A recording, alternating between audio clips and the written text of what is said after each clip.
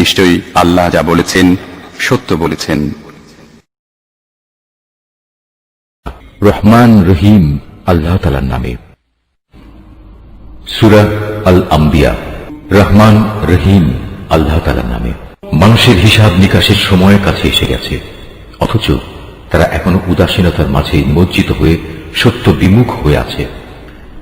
যখন তাদের কাছে তাদের মালিকের কোনো নতুন উপদেশ আসে তখন মনে হয় তারা তা শুনছে, কিন্তু তারা তখনও নানা রকম অর্থহীন খেলায় মগ্ন থাকে। ওদের মন থাকে সম্পূর্ণ অমনোযোগী। যারা জালেম তারা গোপনে বলা বলি করে, এ মানুষটি তো তোমাদেরই মতো একজন মানুষ ছাড়া আর কিছুই নয়, তোমরা কি তারপরেও তার জাদুর ফাঁদে এসে যাবে? অথচ তোমরা তো সবকিছু দেখতে পাচ্ছ। সে বলল, আমার মালিক প্রতিটি কথা জানেন, তা আসমানে থাকুক কিংবা জমিনে, তিনি সব শোনেন, সব জানেন। তারা তো বরং কোরআনের ব্যাপারে বলে, এগুলো হচ্ছে অলিক স্বপ্ন মাত্র।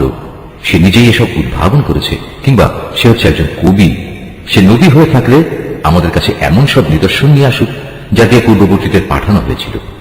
এদের আগে এমন সব জনপদ আমি ধ্বংস করেছি, তার অধিবাসীরা এসব নিদর্শন দেখেও ঈমান আনেনি। এরা কি এখন ঈমান আনবে? তোমার পূর্বে আমি মানুষকেই সবসময় নবী বানিয়ে তাদের কাছে পাঠিয়েছি।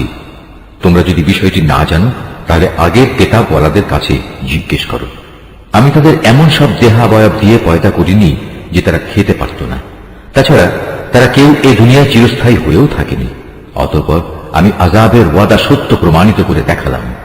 আযাব যখন এসে গেল তখন আমি যাদের চাইলাম শুধু তাদেরই উদ্ধার করলাম, আর জালেমদের আমি সমূলে বিনাশ করে দিলাম। হে মানুষ, আমি তোমাদের কাছে এমন একটি কিতাব নাযিল করেছি যাতে একে একে তোমাদের সবার আলোচনা রয়েছে। তোমরা কি কিছুই বুঝতে পারো না?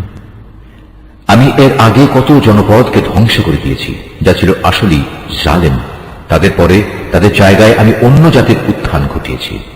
এরা যখন আমার আযাব একান্ত সামনে দেখতে পেল তখন সেখান থেকে পালাতে শুরু করল। আমি বললাম, তোমরা আজ পালিও না, বরং ফিরে যাও তোমাদের সম্পদের কাছে ও তোমাদের বাড়ি ঘরের দিকে। সম্ভবত তোমাদের কিছু জিজ্ঞাসাবাদ করা হবে। তারা বলল, হায় দুর্ভাগ্য আমাদের, আমরা সত্যি জালেম ছিলাম। অতঃপর তারা এই আহাজারি করতেই থাকলো যতক্ষণ না আমি তাদের সমূলে ধ্বংস করে দিয়েছি। তারা হয়ে পড়ল কাটা ফসল ও নির্বাপিত আলোক রশ্মির মতো। আসমান, জমিন ও তাদের মধ্যবর্তী সব কিছুর কোনোটাই আমি খেল তামাশার জন্য পয়দা করিনি। আমি যদি নেহায়েত কোনো খেল তামাশার বিষয়ে বানাতে চাইতাম তাহলে আমি আমার কাছে যা নিষ্প্রাণ বস্তু আছে তা দিয়েই এ সব কিছু বানিয়ে দিতাম। বরং আমি সত্যকে মিথ্যার উপর ছুঁড়ে মারি, অতঃপর সে সত্য এ মিথ্যার মগজ বের করে দেয়। এর ফলে যা মিথ্যা তার সাথে সাথে নিশ্চিহ্ন হয়ে যায়। দুর্ভোগ তোমাদের, তোমরা যা কিছু উদ্ভাবন করছো তা থেকে আল্লাহ তাআলা অনেক পবিত্র। আসমান সমূহ ও জমিনে যা কিছু আছে সবই তো তাঁর মালিকানাধীন। তাঁর একান্ত সান্নিধ্যে যেসব ফেরেশতারা আছে তারা কখনো তার ইবাদত করতে অহংকার বোধ করে না, তারা কখনো ক্লান্তিও বোধ করে না। তারা দিবারাত্রি তাঁর পবিত্রতা ঘোষণা করে, তারা কখনো কোনো অলসতা করে না। এরা কি আল্লাহ তাআলার বদলে জমিনের কোনো কিছুকে মাবুদ বানিয়ে নিচ্ছে? এরা যাদের মাবুদ বানাচ্ছে তারা কি মৃতকে জীবিত করতে পারবে? যদি আসমান জমিনে আল্লাহ তাআলা ব্যতীত আরো অনেক মাবুদ থাকতো তাহলে কবেই জমিন আসমানের উভয়টাই ধ্বংস হয়ে যেত। এরা যা কিছু বলে, আরশের মালিক আল্লাহ তাআলা সে সব কিছু থেকে পবিত্র ও মহান।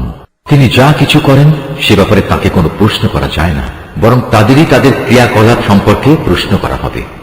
এরা কি আল্লাহ তাআলা ছাড়া অন্য কাউকে মাবুদ বানিয়ে রেখেছে? হে নবী, তুমি বলো, তোমরা দলিল প্রমাণ উপস্থিত করো। আমার সাথীদের এ কিতাব কোরআন এবং আমার পূর্ববর্তীদের কিতাব সমূহ থেকে পারলে কোনো প্রমাণ উপস্থাপন করো। এদের অধিকাংশ মানুষই প্রকৃত সত্য জানে না, তাই সত্য থেকে এরা মুখ ফিরিয়ে নেয়। আমি তোমার আগে এমন কোন নবী পাঠাইনি যার কাছে ওহী পাঠিয়ে আমি একথা বলিনি যে আমি ছাড়া অন্য কোনো মাবুদ নেই এবং তোমরা সবাই আমারই ইবাদত করো। এই মূর্খ লোকেরা বলে, দয়াময় আল্লাহ তাআলা ফেরেশতাদের নিজের সন্তান বানিয়ে দিয়েছেন, তিনি এসব কথাবার্তা থেকে অনেক পবিত্র। বরং তারা হচ্ছে আল্লাহ তাআলার সম্মানিত বান্দা। তারা কখনো তার সামনে আগে বেড়ে কথা বলে না। তারা তো তার আদেশ অনুসারেই কাজ করে। তাদের সামনে পেছনে যা কিছু আছে তা সবই তিনি জানেন। তারা আল্লাহ তাআলার সমীপে শুধু সেসব লোকদের জন্যই কোনো সুপারিশ করে যাদের প্রতি আল্লাহ তাআলা সন্তুষ্ট হয়েছেন। তারা নিজেরাও সবসময় তার ভয়ে ভীত সন্ত্রস্ত থাকে। যারা অহংকারী তাদের মধ্যে যদি কেউ একথা বলে আল্লাহ তাআলার বদলে আমি হচ্ছি মাবুদ, তাহলে তাকে আমি জাহান্নামের কঠিন শাস্তি দেব। মূলত আমি জালেমদের এভাবেই শাস্তি দেই। এরা কি দেখে না আসমান সমূহ ও পৃথিবী একসময় ওতপ্রোতভাবে মিশেছিল, অতঃপর আমি এদের উভয়কে আলাদা করে দিয়েছি এবং আমি প্রাণবান সব কিছুই পানি থেকে সৃষ্টি করেছি। এসব জানার পরেও কি তারা ঈমান আনবে না? আমি জমিনের উপর সুদৃঢ় পাহাড় সমূহ রেখে দিয়েছি যেন তা ওদের নিয়ে এদিক সেদিক নড়াচড়া করতে না পারে। এছাড়াও আমি ওতে প্রশস্ত রাস্তা তৈরি করে দিয়েছি যাতে করে তারা তাদের নিজ নিজ গন্তব্যস্থলে পৌঁছতে পারে। আমি আকাশকে একটি সুরক্ষিত ছাদ হিসেবে তৈরি করেছি, কিন্তু এই নির্বোধ ব্যক্তিরা তার অসংখ্য নিদর্শনাবলী থেকে মুখ ফিরিয়ে নেয়। আল্লাহ তাআলাই রাত, দিন, সূরজ ও চাঁদকে পয়দা করেছেন। এদের প্রত্যেকেই মহাকাশের কক্ষপথে সাঁতার কেটে যাচ্ছে। হে নবী, আমি তোমার পূর্বেও কোনো মানব সন্তানকে অনন্ত জীবন দান করিনি। সুতরাং আজ তুমি মরে গেলে তুমি কি মনে করো তারা এখানে চিরজীবী হয়ে থাকবে? প্রতিটি জীবকেই মরণের স্বাদ গ্রহণ করতে হবে। হে মানুষ, আমি তোমাদের মন্দ ও ভালো এ উভয় অবস্থার মধ্যে ফেলেই পরীক্ষা করি, অতঃপর তোমাদের তো আমার কাছেই ফিরে আসতে হবে। কাফেররা যখন তোমাকে দেখে তখন মনে হয় তারা তোমাকে কেবল তাদের বিদ্রুপের পাত্র রূপে গ্রহণ করে। তারা তোমার দিকে ইশারা করে বলে, এ কি সে ব্যক্তি যে খারাপ কথা দিয়ে তোমাদের দেবদেবীদের মন্দভাবে স্মরণ সমালোচনা করে? অথচ এরা নিজেরাই দয়াময় আল্লাহ তাআলা স্মরণ অস্বীকার করে। আসলে মানুষকে সৃষ্টি করা হয়েছে তাড়াহুড়ো করার প্রকৃতি দিয়ে, কিন্তু আমি অচিরেই তোমাদের আমার কুদরতের নিদর্শনগুলো দেখিয়ে দেব। সুতরাং তোমরা আমার কাছে তাড়াহুড়ো কামনা করো না। তারা বলে, যদি তোমরা সত্যবাদী হও তাহলে বলো কিয়ামতের এই ওয়াদা কবে পূর্ণ হবে? কত ভালো হতো যদি এই কাফেররা সে ঘণ্টির কথা জানত, যখন তারা তাদের সামনে ও তাদের পেছন থেকে আসা আগুন কিছুতেই প্রতিরোধ করতে পারবে না। সে সময় তাদের কোন রকম সাহায্যও করা হবে না। মূলত কিয়ামত তাদের উপর আসবে হঠাৎ করে, এসেই তা তাদের হতবুদ্ধি করে দেবে।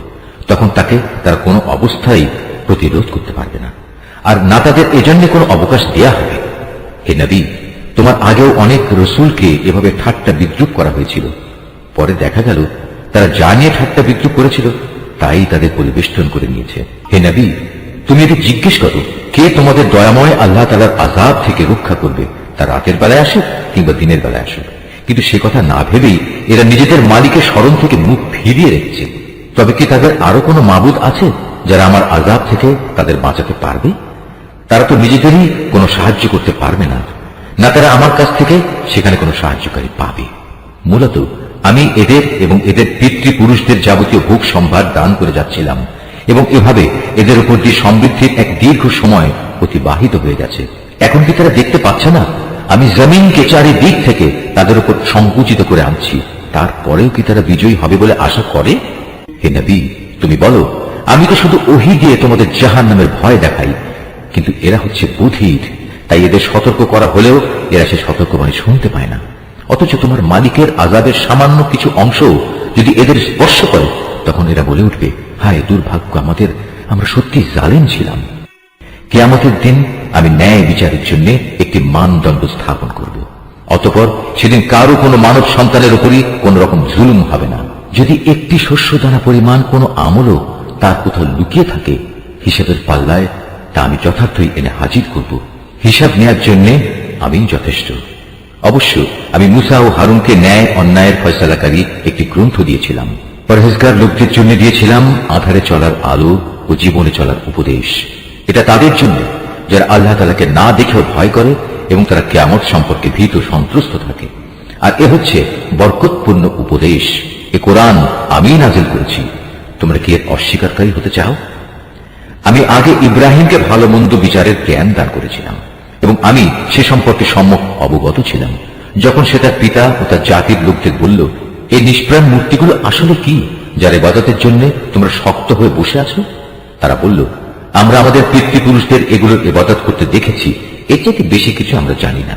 সে বলল, এগুলোর পূজা করে তোমরা নিজেরা যেমন আজ সুস্পষ্ট গুমরাহিতে নিমজ্জিত হচ্ছ, তেমনি তোমাদের পূর্বপুরুষরাও গুমরাহিতে নিমজ্জিত ছিল। তারা বলল, তুমি কি আসলেই আমাদের কাছে কোনো সত্য নিয়ে এসেছো, না অযথাই আমাদের সাথে তামাশা করছো?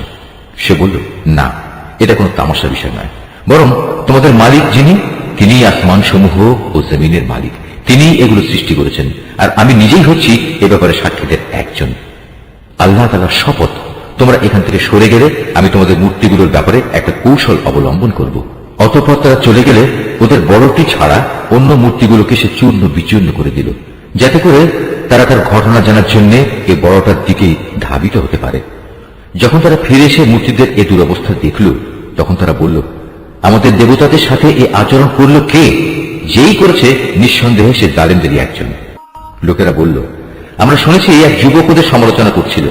হ্যাঁ, সে যুবককে বলা হয় ইব্রাহিম।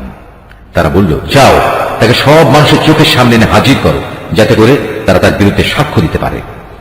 ইব্রাহিমকে আনার পর তারা তাকে জিজ্ঞেস করল, হে ইব্রাহিম, তুমি কি আমাদের মূর্তিগুলোর সাথে এই আচরণ করেছ? সে বলল, বরং ওদের বড়টাই সম্ভবত এসব কিছু ঘটিয়েছে। তোমরা মূর্তিগুলোকে জিজ্ঞেস করো না। তারা যদি কথা বলতে পারে তাহলে তারাই বলবে কে তাদের সাথে এই আচরণ করেছে। ইব্রাহিমের এই অভিনব যুক্তি শুনে তারা নিজেরা চিন্তা করে নিজেদের দিকে ফিরে এলো এবং একে অপরকে বলতে লাগলো, জালেম তো সে নয় যে ওটা ভেঙেছে, জালেম তো হচ্ছে তোমরা যারা এর পূজা করো। অতঃপর লজ্জায় ওদের মাথা অবনত হয়ে গেল। ওরা বলল, হে ইব্রাহিম, তুমি তো ভালো করে জানো এরা কথা বলতে পারে না। সে বলল, তাহলে তোমরা কেন আল্লাহ তাআলাকে বাদ দিয়ে এমন কিছুর পূজা করো যারা তোমাদের কোনো উপকারও করতে পারে না, তোমাদের কোনো অপকারও করতে পারে না? ঠিক তোমাদের জন্য, এবং আল্লাহ তাআলাকে বাদ দিয়ে তোমরা যাদের পূজা করো তাদের জন্য। তোমরা কি এদের এই অক্ষমতাটুকু বুঝতে পারছো না? এ সময় রাজার লোকেরা বলল, একে আগুনে পুড়িয়ে দাও। যদি তোমরা কিছু করতেই চাও তাহলে আগে গিয়ে তোমাদের মূর্তিগুলো প্রতিশোধ গ্রহণ করো। অপরদিকে আমি আগুনকে বললাম, হে আগুন, তুমি ইব্রাহিমের জন্য শীতল ও শান্ত হয়ে যাও। ওরা তার বিরুদ্ধে একটা ফন্দি আঁকতে চাইল, আর আমি তাদের উল্টো ক্ষতিগ্রস্ত ও ব্যর্থ করে দিলাম। অতঃপর আমি তাকে এবং আমার নবী লূতকে উদ্ধার করে এমন এক দেশে নিয়ে গেলাম যেখানে আমি দুনিয়াবাসীর জন্য অনেক কল্যাণ রেখেছি। অতঃপর আমি ইব্রাহিমকে তার ছেলে হিসেবে ইসহাক দান করলাম, তারপর আরো দান করলাম পুত্র হিসেবে ইয়াকুব। এদের সবাইকেই আমি ভালো মানুষ বানিয়েছিলাম। আমি তাদের দুনিয়ার মানুষদের নেতা বানিয়েছিলাম। তারা আমার নির্দেশ অনুসারে মানুষকে সুপথ দেখাতো। নেক কাজ করা, নামাজ প্রতিষ্ঠা করা ও যাকাত দেওয়ার জন্য আমি তাদের কাছে ওহী পাঠিয়েছি। তারা সর্বত্রই আমার আনুগত্য করত। ইব্রাহিমের মতো আমি লূতকেও প্রজ্ঞা দান করেছিলাম। তাকেও আমি এমন একটি জনপদ থেকে উদ্ধার করে এনেছি যার অধিবাসীরা অশ্লীল কাজ করত।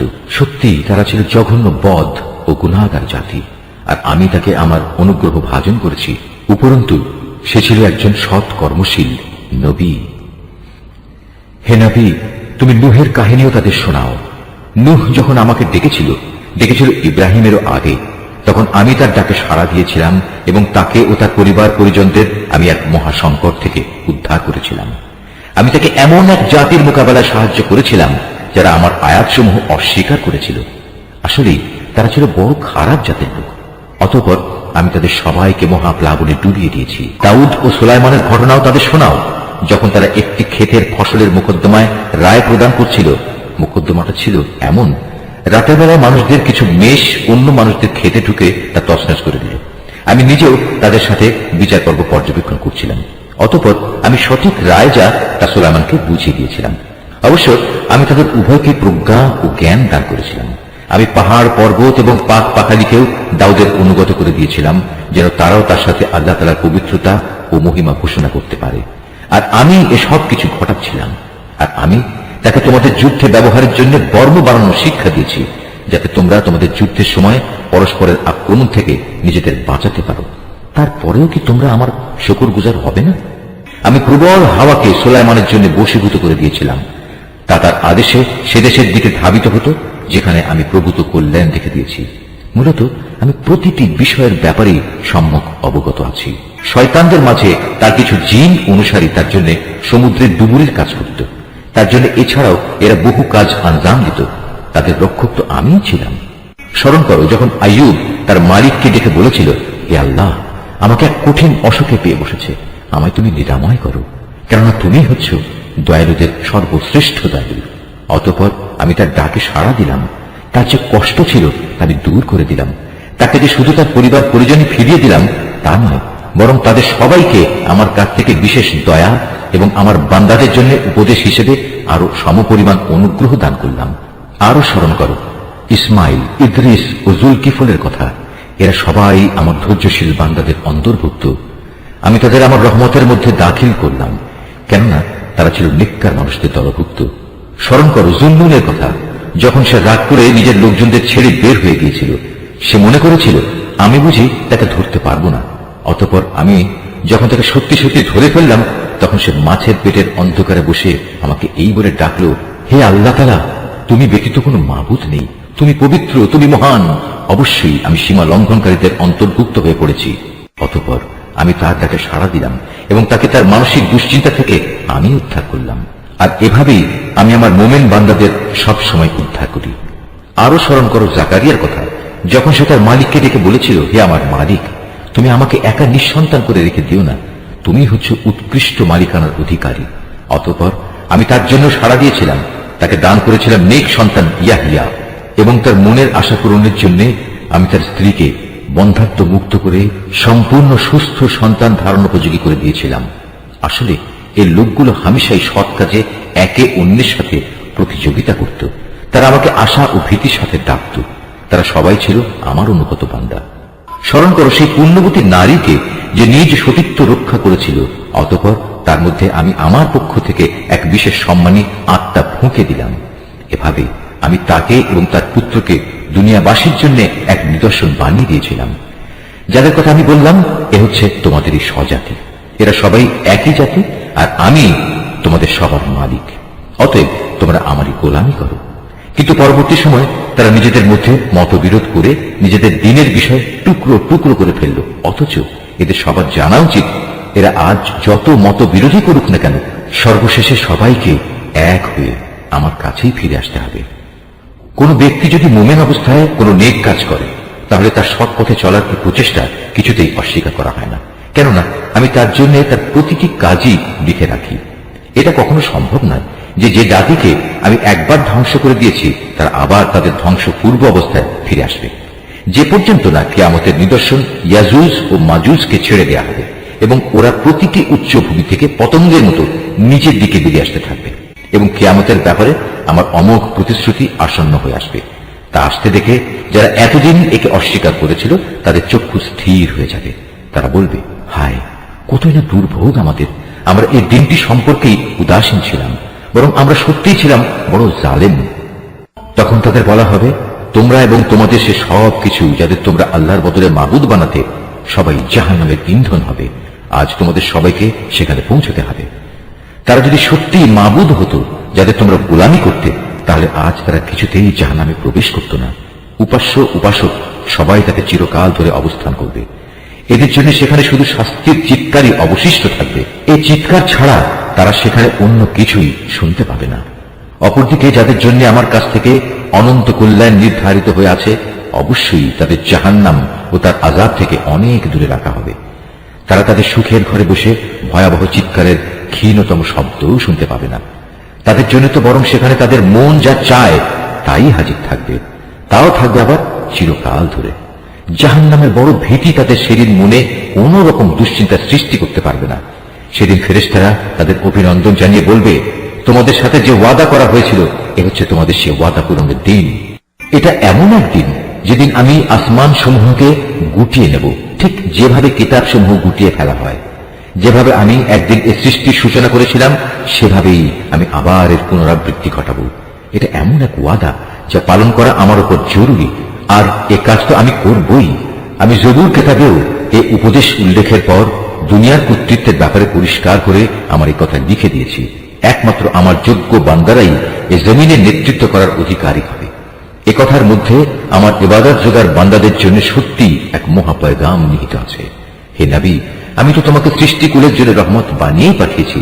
তুমি এদের বলো, আমার উপর এই মর্মে ওহী পাঠানো হয়েছে যে তোমাদের মাবুদ একজনই। তোমরা কি তার অনুগত বান্দা হবে না? হ্যাঁ, তারা যদি তোমার কথা থেকে মুখ ফিরিয়ে নেয়, তাহলে তুমি বলো, আমি তোমাদের জান্নাতের সুখবর দেওয়ার পাশাপাশি আযাবের ব্যাপারেও একই পরিমাণ সতর্ক করছি। আমি নিজেও একথা জানি না যে আযাবের ওয়াদা তোমাদের কাছে করা হয়েছে তা আসলে কি খুব কাছে নাকি তা অনেক দূরে। একমাত্র তিনিই জানেন যা কিছু উচ্চস্বরে বলা হয়, এবং তিনিই জানেন যা কিছু তোমরা অন্তরে গোপন করো। আমি জানি না অবকাশের এই সময়টুকু হতে পারে তোমাদের জন্য এক পরীক্ষা মাত্র, কিংবা হতে পারে সুনির্দিষ্ট কিছু সময়ের জন্য তোমাদের কিছু মাল সম্পদ দান করা। সর্বশেষে সে বলল, হে আমার মালিক, তুমি এদের ব্যাপারটা ন্যায়ের সাথে মীমাংসা করে দাও। হে মানুষ, তোমরা আল্লাহ সম্পর্কে যা কিছু কথা বানাচ্ছ সে সব কিছুর অনিষ্টের ব্যাপারে একমাত্র আমাদের মালিক দয়াময় আল্লাহ তাআলার কাছেই আশ্রয় চাওয়া যেতে পারে। সূরা আল হজ। রহমান রহিম আল্লাহ তাআলার নামে। হে মানুষ, তোমরা তোমাদের মালিককে ভয় করো, কেননা কিয়ামতের কম্পন হবে একটি ভয়ঙ্কর ঘটনা। সেদিন তোমরা দেখবে বুকের দুধ খাওয়াচ্ছে এমন প্রতিটি নারী ভয়াবহ আতঙ্কে তার দুগ্ধপোষ্যকে ভুলে যাবে। প্রতিটি গর্ভবতী নারী তার গর্ভস্থিত সন্তানের বোঝা ফেলে দেবে।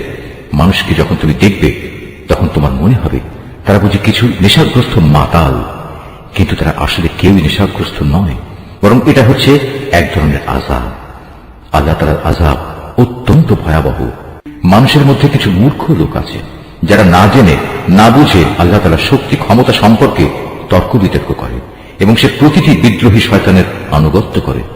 অথচ তার উপর আল্লাহ তাআলার এ ফয়সালা তো হয়েই আছে যে যে কেউ তাকে বন্ধু হিসেবে গ্রহণ করবে সে নির্ঘাত গোমরা হয়ে যাবে, আর এই গোমরাহি তাকে জাহান্নামের প্রজ্বলিত আগুনের শাস্তির দিকে নিয়ে যাবে। হে মানুষ, পুনরুত্থান দিবস সম্পর্কে যদি তোমাদের মনে কোনো সন্দেহ থাকে তাহলে তোমরা আমার সৃষ্টি প্রক্রিয়া ভেবে দেখো।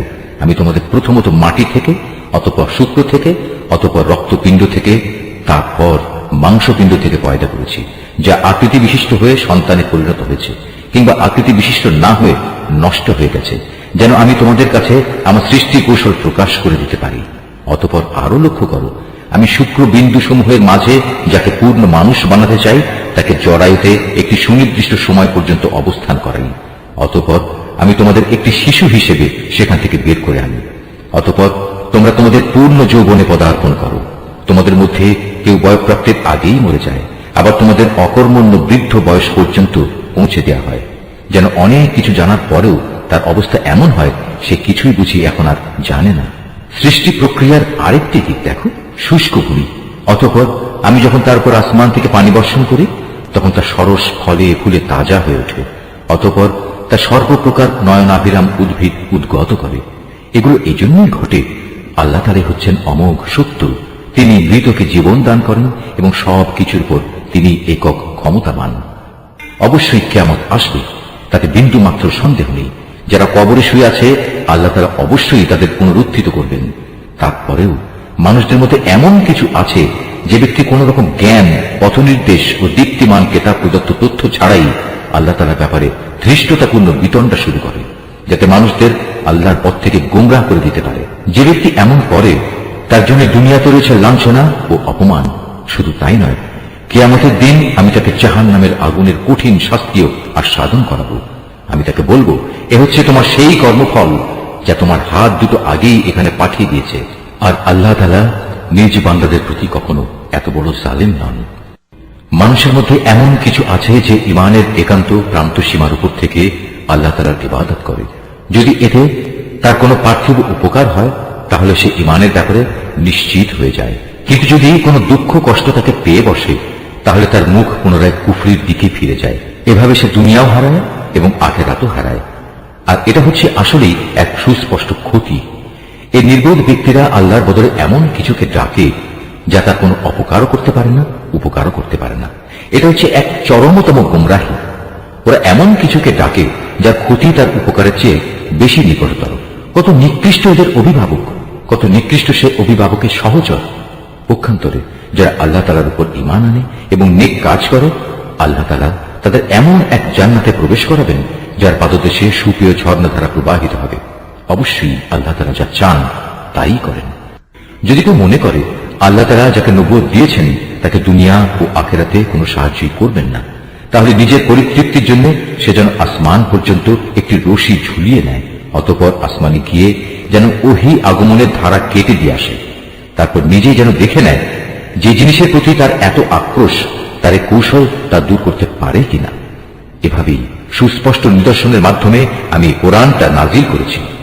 আল্লাহ তাআলা যাকে চান সঠিক পথের হেদায়েত দান করেন।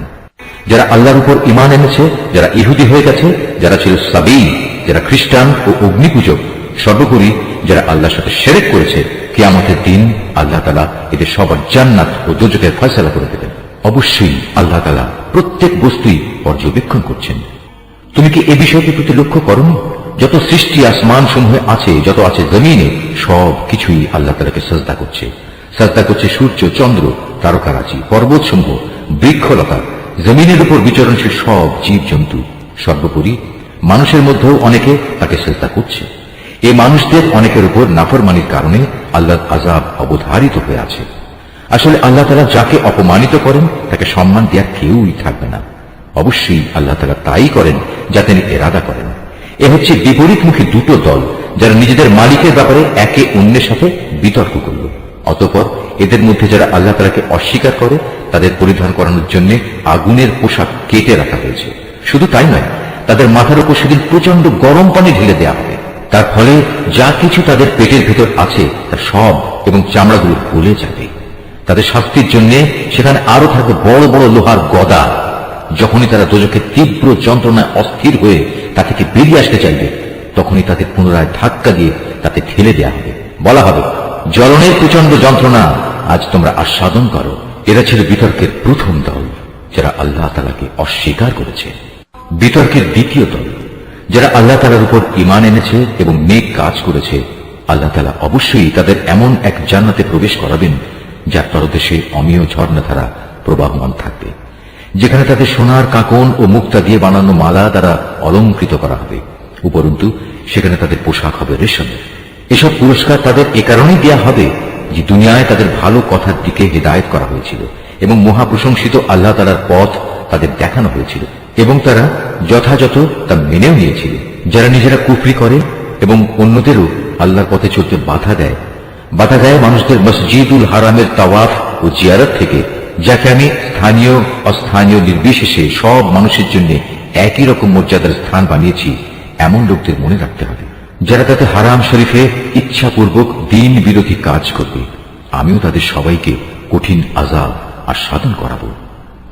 হে নবী, স্মরণ করো যখন আমি ইব্রাহিমকে এই কাবা ঘর নির্মাণের জন্য স্থান ঠিক করে দিয়েছিলাম, তখন তাকে আদেশ দিয়েছিলাম, আমার সাথে অন্য কাউকে শরীক করো না। আমার এই ঘরকে তাদের জন্য পবিত্র রেখো, যারা এর তাওয়াফ করবে, যারা এখানে নামাজের জন্য দাঁড়াবে, রুকু করবে, সাজদা করবে। তাকে আরো আদেশ দিয়েছিলাম, তুমি মানুষদের মাঝে হজের ঘোষণা প্রচার করে দাও, যাতে করে তারা তোমার কাছে পায়ে হেঁটে ও সর্বপ্রকার দুর্বল উটের পিঠে আরোহণ করে ছুটে আসে দূর দূরান্তের পথ অতিক্রম করে, যাতে করে তারা তাদের নিজেদেরই ফায়দার জন্য সময় মতো এখানে এসে হাজির হয় এবং নির্দিষ্ট দিনসমূহে কুরবানি করার সময় তার উপর আল্লাহ তাআলার নাম নেয়, যা তিনি তোমাদের দান করেছেন। অতঃপর কোরবানির এই গোশত থেকে কিছু তোমরা নিজেরা খাবে, দুস্থ এবং অভাবগ্রস্তদেরও তার কিছু অংশ দিয়ে আহার করাবে। অতঃপর তারা যেন এখানে এসে তাদের যাবতীয় ময়লা কালিমা দূর করে, নিজেদের মানতসমূহ পুরা করে, বিশেষ করে এই প্রাচীন ঘরটির তাওয়াফ করে। এ হচ্ছে কাবা ঘর বানানোর উদ্দেশ্য।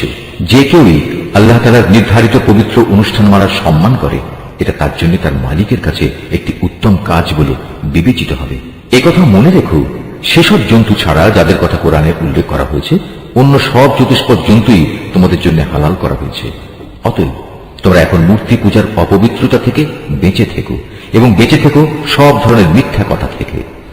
আল্লাহ তাআলার প্রতি নিষ্ঠাবান হও, তার সাথে কাউকে শরীক করো না। আর যে ব্যক্তি আল্লাহ তাআলার সাথে অন্য কাউকে শরীক করে, তার অবস্থা হচ্ছে সে যেন আসমান থেকে ছিটকে পড়ল, অতঃপর মাঝ পথেই কোনো পাখি যেন তাকে ছোঁ মেরে নিয়ে গেল, কিংবা আসমান থেকে জমিনে পড়ার আগেই বাতাস তাকে উড়িয়ে নিয়ে দূরের কোনো অজ্ঞাতনামা স্থানে ফেলে দিল, যেখানে কিছুই সে দেখতে পেল না। এ তো মুশরিকদের পরিণাম। অপরদিকে কেউ আল্লাহ তাআলার নিদর্শন সমূহকে সম্মান করলে তা তার অন্তরের পরহেজগারির মধ্যেই শামিল হবে। হে মানুষ, এসব পশু থেকে তোমাদের জন্য এক নির্দিষ্টকাল পর্যন্ত নানাবিধ উপকার গ্রহণ করার ব্যবস্থা রয়েছে। অতঃপর কোরবানির নিয়ত করলে মনে রেখো, তাদের কোরবানির স্থান হচ্ছে প্রাচীন ঘরটির সন্নিকটে। প্রত্যেক জাতির জন্য আমি পশু কোরবানির এই নিয়ম করে দিয়েছি, যাতে করে সেই জাতির লোকেরা সেসব পশুর উপর আল্লাহ তাআলার নাম নেয় যা তিনি তাদের দান করেছেন। সুতরাং তোমাদের মাবুদ তো হচ্ছেন একজন, অতএব তোমরা তাঁরই সামনে আনুগত্যের মাথা নত করো। হে নবী, তুমি আমার বিনীত বান্দাদের সাফল্যের সুসংবাদ দাও। এই বিনীত বান্দা হচ্ছে তারা যাদের সামনে আল্লাহ তাআলার নাম স্মরণ করা হলে ভয়ে তাদের অন্তরাত্মা কেঁপে ওঠে। যত বিপদ মুসিবত তাদের উপর আসুক না কেন, যারা তার উপর ধৈর্য ধারণ করে, নামাজ প্রতিষ্ঠা করে, সর্বোপরি আমি তাদের যে রিজিক দান করেছি তা থেকে তারা আমারই পথে ব্যয় করে। আমি তোমাদের জন্য কোরবানির উটগুলোকে আল্লাহ তাআলার নির্ধারিত নিদর্শন সমূহের মধ্যে শামিল করেছি। এতেই তোমাদের যাবতীয় মঙ্গল নিহিত রয়েছে। অতএব কোরবানি করার সময় তাদের সারিবদ্ধভাবে দাঁড় করিয়ে তাদের উপর আল্লাহ তাআলার নাম নাও। অতঃপর জবাই শেষে তা যখন একদিকে পড়ে যায়, তখন তোমরা তার গোশত থেকে নিজেরা খাও, যারা এমনি আল্লাহর রিজিকে সন্তুষ্ট আছে তাদের, এবং যারা তোমার কাছে সাহায্য প্রার্থী হয় এদের সবাইকে খাওয়াও। এভাবেই আমি এদের তোমাদের অধীন করে দিয়েছি, যাতে তোমরা এজন্য আল্লাহ তাআলার শুকর আদায় করতে পারো। আল্লাহ তাআলার কাছে কখনো কোরবানির গোশত ও রক্ত পৌঁছায় না, হ্যাঁ, তার কাছে তোমাদের তাকওয়াটুকুই পৌঁছায়। এভাবে আল্লাহ তাআলা এদের তোমাদের অধীন করে দিয়েছেন, যাতে যে দিনের পথ তিনি তোমাদের দেখিয়ে দিয়েছেন তার সে উপকারের জন্য তোমরা তার মাহাত্ম্য বর্ণনা করতে পারো। হে নবী, নিষ্ঠার সাথে যারা নেক কাজ করে তুমি তাদের জান্নাতের সুসংবাদ দাও। যারা আল্লাহ তাআলার উপর ঈমান আনে, আল্লাহ তাআলাই তাদের জালেমদের থেকে রক্ষা করেন। এতে সন্দেহ নেই, আল্লাহ তাআলা কখনো বিশ্বাসঘাতক ও নাশকর বান্দাকে ভালোবাসেন না। যাদের বিরুদ্ধে কাফিরদের পক্ষ থেকে যুদ্ধ চালানো হচ্ছিল তাদেরও এখন যুদ্ধ করার অনুমতি দেয়া গেল, কেননা তাদের উপর সত্যি জুলুম করা হচ্ছিল। নিঃসন্দেহে আল্লাহ তাআলা এই মজলুমদের সাহায্য করতে সম্পূর্ণ সক্ষম। এরা হচ্ছে কতিপয় মজলুম মানুষ, যাদের অন্যায়ভাবে নিজেদের ঘর বাড়ি থেকে বের করে দেওয়া হয়েছে, শুধু এই কারণে যে তারা বলেছিল আমাদের মালিক হচ্ছেন আল্লাহ তাআলা। যদি আল্লাহ তাআলা মানব জাতির এক দলকে আরেক দল দিয়ে শায়েস্তা না করতেন, তাহলে দুনিয়ার বুক থেকে খ্রিস্টান সন্ন্যাসীদের উপাসনালয় ও গির্জাসমূহ বিধ্বস্ত হয়ে যেত, ধ্বংস হয়ে যেত ইহুদিদের ইবাদতের স্থান ও মুসলমানদের মসজিদ সমূহ, যেখানে বেশি বেশি পরিমাণে আল্লাহ তাআলার নাম নেওয়া হয়। আল্লাহ তাআলা অবশ্যই তাকে সাহায্য করেন। যে আল্লাহ তাআলা দ্বীনে সাহায্য করে, অবশ্যই আল্লাহ তাআলা শক্তিমান ও পরাক্রমশালী। আমি যদি এই মুসলমানদের আমার জমিনে রাজনৈতিক প্রতিষ্ঠা দান করি, তাহলে তারা প্রথমে নামাজ প্রতিষ্ঠা করবে, দ্বিতীয়ত যাকাত আদায়ের ব্যবস্থা করবে, আর নাগরিকদের তারা সৎ কাজের আদেশ দেবে এবং মন্দ কাজ থেকে বিরত রাখবে। তবে অবশ্য সব কাজের চূড়ান্ত পরিণতি একান্তভাবে আল্লাহ তাআলারই এখতিয়ারভুক্ত। হে নবী, এই লোকেরা যদি তোমাকে মিথ্যা সাব্যস্ত করে তাতে তোমার উদ্বেগের কিছুই নেই। এদের আগে নূহের জাতি আদ ও সামুদের লোকেরাও তাদের নবীদের মিথ্যা সাব্যস্ত করেছিল। ইব্রাহিমের জাতি এবং লূতের জাতিও তাই করেছিল। আরো করেছে মাদিয়ানের অধিবাসীরা। মুসাকেও মিথ্যাবাদী বলা হয়েছে। তারপরেও আমি এই কাফেরদের ঢিল দিয়ে রেখেছিলাম। অতঃপর সময় এসে গেলে আমি তাদের ভীষণভাবে পাকড়াও করেছি। কি ভয়ঙ্কর ছিল আমার সে আযাব! আমি ধ্বংস করেছি আরো অনেক জনপদ যার অধিবাসীরা ছিল জালেম। অতঃপর তা বিধ্বস্ত হয়ে মুখ থুবড়ে পড়ে থাকল। কত কূপ পরিত্যক্ত হয়ে পড়ল, কত শখের সুন্দর প্রাসাদ বিরান হয়ে ধ্বংসস্তূপে পরিণত হয়ে গেল। এরা কি জমিনে ঘুরে ফিরে এগুলো পর্যবেক্ষণ করেনি? পর্যবেক্ষণ করলে এদের অন্তর এমন হবে যা দ্বারা এরা তা বুঝতে পারবে, তাদের কান এমন হবে যা দ্বারা তারা শুনতে পারবে। আসলে অবোধ নির্বোধের চোখ তো কখনো অন্ধ হয়ে যায় না, অন্ধ হয়ে যায় সেই অন্তর যা মনের ভেতরে লুকিয়ে থাকে। হে নবী, এরা তোমার কাছে আযাবের ব্যাপারে তাড়াহুড়ো করে। তুমি বলো, আল্লাহ তাআলা কখনো তার ওয়াদার বরখেলাপ করেন না। তোমার মালিকের কাছে যা একদিন, তা তোমাদের গণনার 1000 বছরের সমান। আরো কত জনপদ ছিল, তাদের আমি প্রথম দিকে ঢিল দিয়ে রেখেছিলাম, অথচ তারা ছিল জালেম। অতঃপর এক সময় আমি তাদের কঠিন পাকড়াও করেছিলাম। পরিশেষে সবাইকে আমার কাছেই ফিরে আসতে হবে। হে নবী, তুমি বলো, হে মানুষ, আমি তো তোমাদের জন্য আযাবের একজন সুস্পষ্ট সতর্ককারী মাত্র। যারা আল্লাহর উপর ঈমান আনে এবং সে অনুযায়ী নেক কাজ করে, তাদের জন্য রয়েছে আল্লাহ তাআলার ক্ষমা ও সম্মানজনক জীবিকা। অপরদিকে যারা আমার আয়াতসমূহ ব্যর্থ করে দেওয়ার চেষ্টা করে, তারাই জাহান্নামের অধিবাসী হবে। হে নবী, আমি তোমার আগে এমন কোন নবী কিংবা রাসূলই পাঠাইনি যারা এই ঘটনার সম্মুখীন হয়নি যে যখন সে নবী আল্লাহর আয়াতসমূহ পড়ার আগ্রহ প্রকাশ করল, তখন শয়তান তার সে আগ্রহের কাজে কাফেরদের মনে সন্দেহ ঢেলে দেয়নি। অতঃপর আল্লাহ তাআলা শয়তানের নিক্ষিপ্ত সন্দেহগুলো মিটিয়ে দেন এবং নিজের আয়াতসমূহকে আরো মজবুত করে দেন। আল্লাহ তাআলা সব কিছু জানেন, তিনি হচ্ছেন বিজ্ঞ কুশলী। এটা এই কারণে যেন আল্লাহ তাআলা এর মাধ্যমে শয়তানের প্রক্ষিপ্ত সন্দেহগুলোকে সেসব মানুষের পরীক্ষার বিষয়ে বানিয়ে দিতে পারেন যাদের অন্তরে আগে থেকে মুনাফিকের ব্যাধি আছে। উপরন্তু যারা একান্ত পাষাণ হৃদয়, অবশ্যই এই জালেমরা অনেক মতবিরোধ ও সন্দেহে নিমজ্জিত হয়ে আছে। এটা এই কারণে যাদের আল্লাহ তাআলার কাছ থেকে জ্ঞান দেয়া হয়েছে, তারা যেন জানতে পারে এটাই যা তুমি পড়লে তোমার মালিকের পক্ষ থেকে আসা সত্য, অতঃপর তারা যেন তাতে পুরোপুরি ঈমান আনে এবং তাদের মন যেন সেদিকে আরো আকৃষ্ট হয়ে পড়ে। অবশ্যই আল্লাহ তাআলা ঈমানদারদের সঠিক পথে পরিচালিত করেন। যারা আল্লাহ তাআলাকে অস্বীকার করে তারা এই কোরআনের ব্যাপারে সন্দেহ পোষণ করা থেকে কখনো বিরত হবে না, যতক্ষণ না একদিন আকস্মিকভাবে তাদের উপর কিয়ামত এসে পড়বে অথবা তাদের উপর একটি অবাঞ্ছিত ও ভয়ঙ্কর দিনের আযাব আসবে। সেদিন চূড়ান্ত বাদশাহী হবে একমাত্র আল্লাহ তাআলা। তিনি তাদের সবার মাঝে ফয়সালা করবেন। অতঃপর যারা তার উপর ঈমান এনেছে এবং সে মোতাবেক নেক কাজ করেছে তারা সেদিন নিয়ামতে পরিপূর্ণ জান্নাতে অবস্থান করবে। যারা আল্লাহ তাআলাকে অস্বীকার করেছে এবং আমার আয়াতসমূহকে মিথ্যা প্রতিপন্ন করেছে তাদের জন্য অপমানজনক আযাবের ব্যবস্থা থাকবে। যারা আল্লাহ তাআলার পথে তাঁরই সন্তুষ্টির জন্য নিজেদের ভিটে মাটি ছেড়ে গেছে, পরে আল্লাহর পথে নিহত হয়েছে কিংবা এমনি মৃত্যুবরণ করেছে, অবশ্যই আল্লাহ তাআলা কিয়ামতের দিন তাদের উত্তম রিজিক দান করবেন। নিঃসন্দেহে আল্লাহ তাআলা হচ্ছেন সর্বোত্তম রিজিক দাতা। তিনি অবশ্যই তাদের এমন এক স্থানে প্রবেশ করাবেন যা তারা খুবই পছন্দ করবে। নিঃসন্দেহে আল্লাহ তাআলা প্রজ্ঞাময় ও একান্ত সহনশীল। এটা হচ্ছে তাদের প্রকৃত অবস্থা। অপরদিকে কোনো ব্যক্তি দুশমনকে যদি ততটুকুই কষ্ট দেয় যতটুকু কষ্ট তাকে দেয়া হয়েছিল, তার সাথে যদি তার উপর বাড়াবাড়িও করা হয়, তাহলে আল্লাহ তাআলা অবশ্যই এই মজলুম ব্যক্তির সাহায্য করবেন। নিঃসন্দেহে আল্লাহ তাআলা মানুষের পাপ মোচন করেন এবং তাদের ক্ষমা করে দেন। এ হচ্ছে আল্লাহর নিয়ম। আল্লাহ তাআলা রাতকে দিনের মধ্যে আবার দিনকে রাতের মধ্যে ঢুকিয়ে দেন। অবশ্যই আল্লাহ তাআলা সবকিছু শোনেন, সবকিছুই দেখেন। এটা হচ্ছে আল্লাহর নিয়ম। আল্লাহ তাআলাই হচ্ছেন একমাত্র সত্য। প্রয়োজন পূরণের জন্য যাদের এরা আল্লাহ তাআলার বদলে ডাকে তা সম্পূর্ণ বাতিল ও মিথ্যা, এবং আল্লাহ তাআলাই হচ্ছেন সমুচ্চ, তিনি হচ্ছেন মহান।